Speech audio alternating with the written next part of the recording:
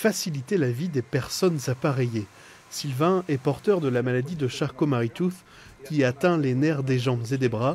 D'abord patient de ce cabinet orthopédique, il cherche aujourd'hui à simplifier le lien entre les médecins appareilleurs et malades. Et ça, c'est une prothèse définitive? Non, c'est une provisoire. Une fois que le patient sera à l'aise dedans, on va recouler du plâtre et refaire du coup maintenant avec du carbone, ce qu'ils sont en train de faire à côté, la fibre de carbone pour venir faire une définitive, qui sera beaucoup plus légère. Il développe une application pour aider les patients à trouver une solution orthopédique, prothèse, orthèse, corset. Sa plateforme, en cours de fabrication, s'appuie sur l'intelligence artificielle pour dialoguer avec l'utilisateur et sélectionner l'appareil adéquat. Un projet déjà multiplement récompensé.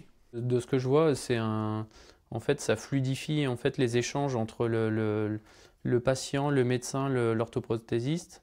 Ça fluidifie les échanges, ça donne un meilleur accès aux soins, un accès plus rapide aux soins pour les patients. Si Sylvain s'est lancé dans cette aventure, c'est parce qu'il a lui-même eu de la peine à trouver une orthèse adaptée, pourtant essentielle dans son quotidien. Ça m'a permis j'ai une maladie évolutive, mais un peu de contrer l'évolution et de garder une certaine autonomie, un certain niveau d'activité.